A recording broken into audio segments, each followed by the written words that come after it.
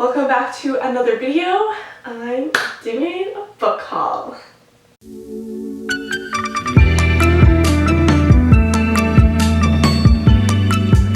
So I've been in a rut lately. I started a book called The Club and I'm about a quarter of the way through it, and honestly I just am bored. I'm so bored. There's too many characters. It's just nothing's really happening and I'm already like almost halfway through, and I was starting to get in a rut. And you know, when I get into a book rut, I just go and get a book haul because I know that like I'm not inspired by what I'm reading and I want to feel inspired by what I'm reading, or at least like have the thrill, you know, like I read because it's something fun and I want to like escape and have something interesting to like look forward to in a book. And so I ended up going to Chapters and getting a whole new stack.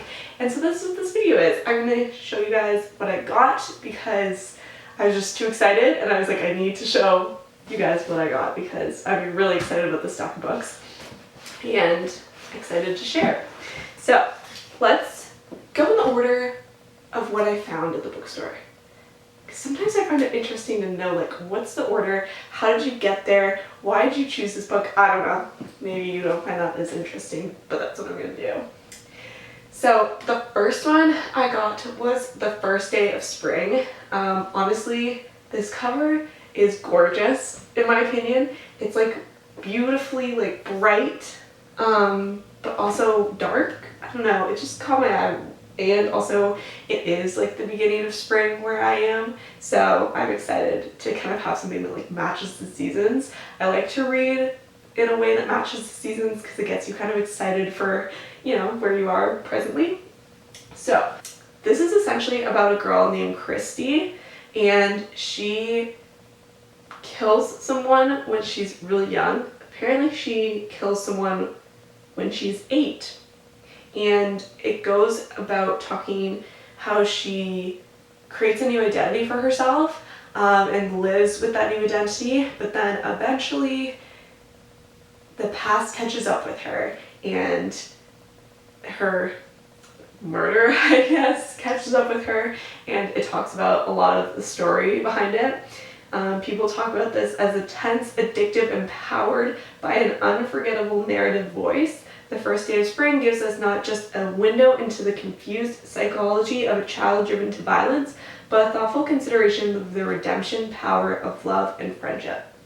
That just sounds pretty cool. It sounds like a mixture between a thriller, like a redemption story, maybe a bit of love in here, I don't know, but I saw a lot of good reviews, so I picked it up, and I think it's relatively new. I've never heard of this author before. Maybe she's popular, who knows. The next one that caught my eye in the store was this one, A Hero of Our Time. I mean, this cover, like, something was drawing me to all the like beautiful pastel covers. I think it's because it's almost spring. But look at this cover, it's so pretty. If I could have this as like my background for my room, I would. I just love the color of this. This looks like its own like photo, you know? Anyways, essentially the main character, Osman, apparently, is hired onto an agency basically for the only purpose of his diversity, that he grants that work environment, and his aim is to basically call out the boss, I guess, that she only hired him for diversity, and it talks about how he has trouble to basically point blame and show her faults because of how she's so high up. So it talks about that storyline of like diversity in the workplace. So I'm excited to read this. Again, had a lot of good reviews, and it just seems like a good conversation to have and thought-provoking. So, and this cover, like, oh, this cover.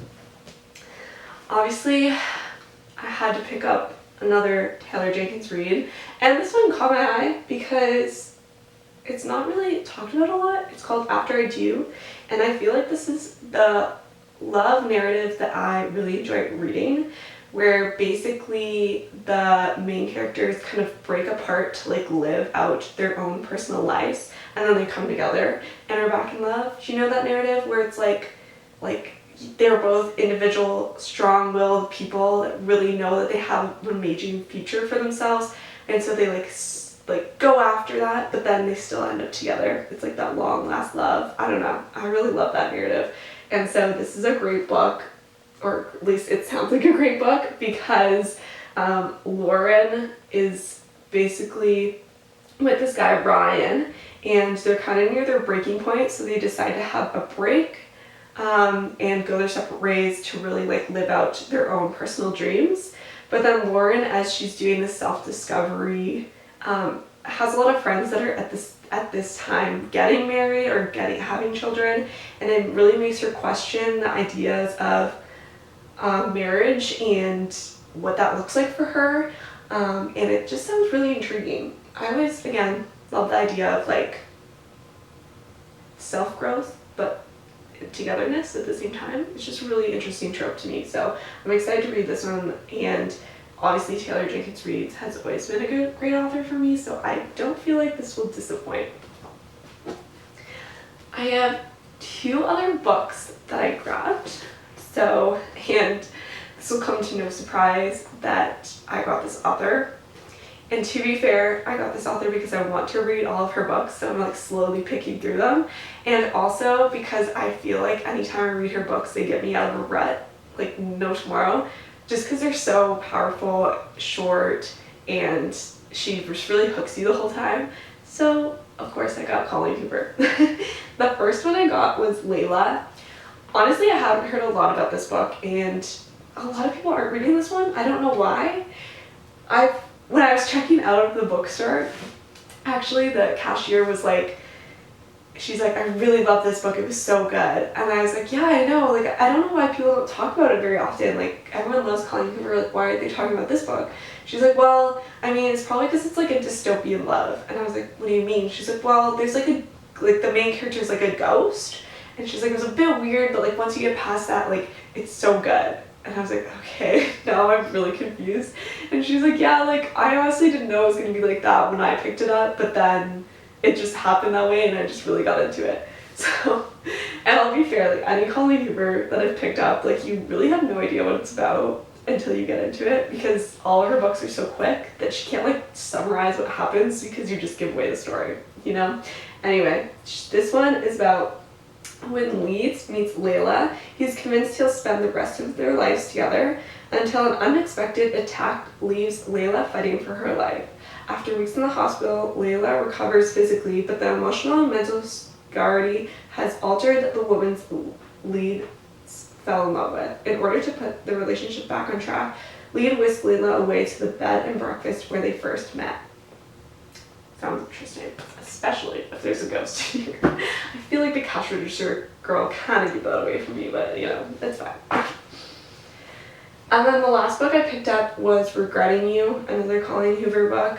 I hear mixed reviews on this one, but to me it sounds like a good pick. So Morgan Grant and her 16-year-old daughter Clara would like nothing more than to be nothing alike. Morgan is determined to prevent her daughter from making the same mistakes she did. By getting pregnant and married way too young, Morgan puts her own dreams on hold. Claire doesn't want to follow in her mother's footsteps. Her predictable mother doesn't have a spontaneous bone in her body. With wary personalities and conflicting goals, Morgan and Clara find it increasingly difficult to coexist. The only person who can bring peace to the household is Chris, Morgan's husband. Clara's father and the family accord, but the peace is scattered when Chris is involved in a tragic and questionable accident. Sounds intriguing. I can't imagine what that must be like to have like such a hated relationship only tied by one person, and then the one person's gone. So it sounds really good to me. And I'm excited to like read about that kind of bondage of mother and daughter, it kind of sounds like, which is fascinating to me, you know? So this was my last pick. And I'm so excited to read these books. Please comment down below which one you think I should read first, because I honestly cannot decide.